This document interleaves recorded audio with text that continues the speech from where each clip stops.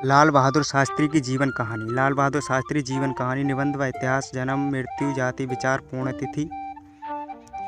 शास्त्री जी भारत के द्वितीय प्रधानमंत्री थे। कार्यकाल के दौरान नेहरू जी की मृत्यु हो जाने के कारण 9 जून 1964 में भारत शास्त्री जी को इस पद से मनोनीत किया गया। इनका स्थान तो द्वितीय था, परंतु इनका शासन अद्वितीय रहा था।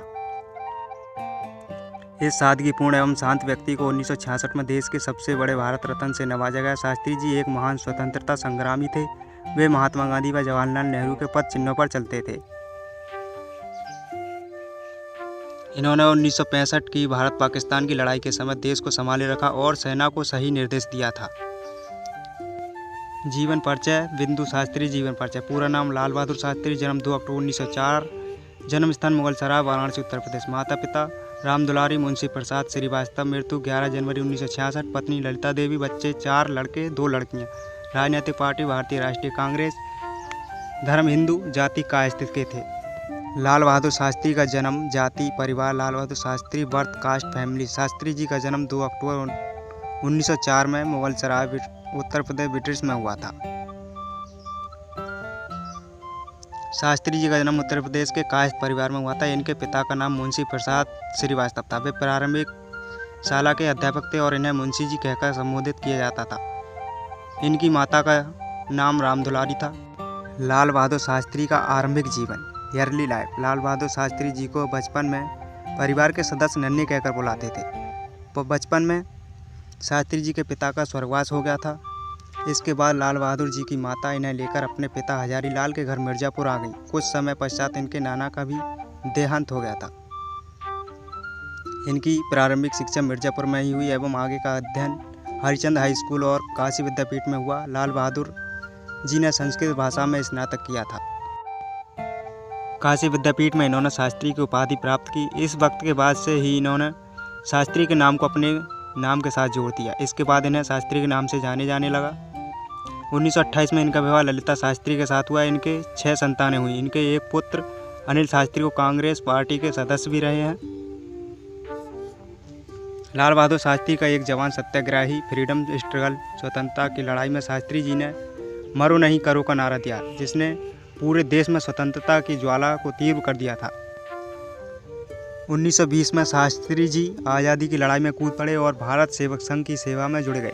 ये एक गांधीवादी नेता थे। इन्होंने संपूर्ण जीवन देश की सेवा और गरीबों की सेवा में लगा दिया। शास्त्री जी सभी आंदोलन में एवं कार्यक्रमों में हिस्सा लिया करते थे, जिसके फलस्वरूप कई बार उन्हें जेल भी जाना पड़ा। इन्होंने सक्रिय रूप से 1921 में असहयोग आंदोलन, 1930 में दांडी यात्रा एवं 1942 में भारत छोड़ो आंदोलन में महत्वपूर्ण योगदान दिया। द्वितीय विश्व युद्ध के दौरान भारत में आज़ादी की लड़ाई को भी तीव्र कर दिया गया। नेताजी सुभाष चंद्र बोस ने आज़ाद हिंद फौज का गठन किया, उसे दिल्ली चलो का नारा दिया और इसी वक्त 8 अगस्त 1942 में गांधी जी के भारत छोड़ो आंदोलन ने तीव्रता बहुत पकड़ ली थी। इसी दौरान शास्त्री जी ने भारतीयों को जगाने के लिए करो या मरो का नारा दिया, परंतु 9 अगस्त 1942 को शास्त्री जी ने इलाहाबाद में इस नारे में परिवर्तन कर इसे मरो नहीं मारो कर देशवासियों का आह्वान किया। इस आंदोलन के समय शास्त्री जी 11 दिन भूमिगत रहे। फिर 19 अगस्त 1942 को गिरफ्तार कर लिए गए। लाल बहादुर शास्त्री स्वतंत्र भारत के नेता। Political career. स्वतंत्र भारत में ये उत्तर प्रदेश की संसद के सचिव नियुक्त किए गए। गोविंद वल्लभ पंत के मंत्रिमंडल की छाया में इन्हें पुलिस एवं परिवहन विभाग का कार्यभार दिया गया था।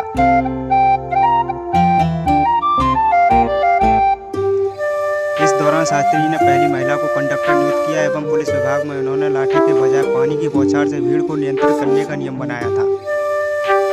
1951 में शास्त्री जी को अखिल भारतीय राष्ट्रीय कांग्रेस का महासचिव बनाया गया। लाल बहादुर शास्त्री हमेशा पार्टी के प्रति समर्पित रहते थे।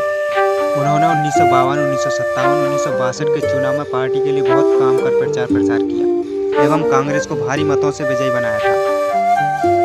शास्त्री जी की काबिलियत को देखते हुए उन्हें जवाहरलाल नेहरू की आकस्मिक मृत्यु के बाद प्रधानमंत्री नियुक्त किया गया, परंतु इनका कार्यकाल बहुत कठिन था। पूंजीपति देश एवं शत्रु देश ने इनका शासन बहुत ही चुनौतीपूर्ण बना दिया था। अचानक ही 1965 में शाम 7:30 बजे पाकिस्तान ने भारत पर हवाई हमला कर दिया। इस परिस्थिति में राष्ट्रपति सर्वपल्ली राधाकृष्णन ने बैठक बुलाई। इस बैठक में तीनों रक्षा विभाग के प्रमुख एवं शास्त्री जी सम्मिलित हुए थे। विचार विमर्श के दौरान प्रमुखों ने लाल बहादुर शास्त्री को सारी स्थिति से अवगत कराया और आदेश की प्रतीक्षा की। तभी शास्त्री जी ने जवाब में कहा, आप देश की रक्षा कीजिए और मुझे बताइए कि हमें क्या करना है। इस तरह भारत पाक युद्ध के दौरान विकट परिस्थितियों में शास्त्री जी ने सराहनीय नेतृत्व किया और जय जवान जय किसान का नारा दिया, जिससे देश में एकता आई और भारत ने पाक को हरा दिया, जिसकी कल्पना पाकिस्तान ने कभी नहीं की थी, क्योंकि 3 वर्ष पहले ही चीन ने भारत को युद्ध में हराया था। लाल बहादुर शास्त्री की मौत का राज। शास्त्री डेथ। रूस एवं अमेरिका के दबाव पर शास्त्री जी शांति समझौते पर हस्ताक्षर करने हेतु पाकिस्तान के राष्ट्रपति अयूब खान से रूस की राजधानी ताशकंद में मिले। कहा जाता है कि उन पर दबाव बनाकर हस्ताक्षर करवाए गए थे। समझौते की रात को ही 11 जनवरी 1966 को उनकी रहस्यपूर्ण तरीके से मौत हो गई।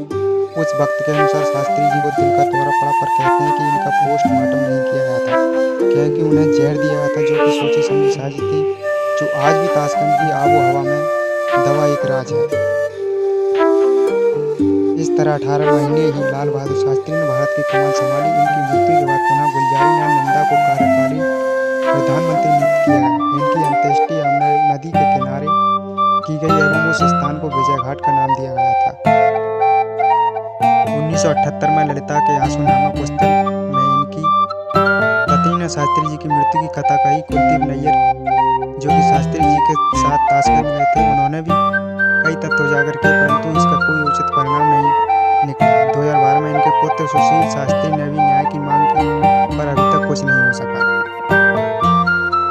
लाल बहादुर शास्त्री जी की पुण्यतिथि प्रतिवर्ष 11 जनवरी को ही मनाई जाती है। लाल बहादुर शास्त्री जी की कहानी ने अगर आपको कुछ याद दिलाया है तो प्लीज़ वीडियो को लाइक करें और चैनल को भी सब्सक्राइब करें। भारत माता की जय।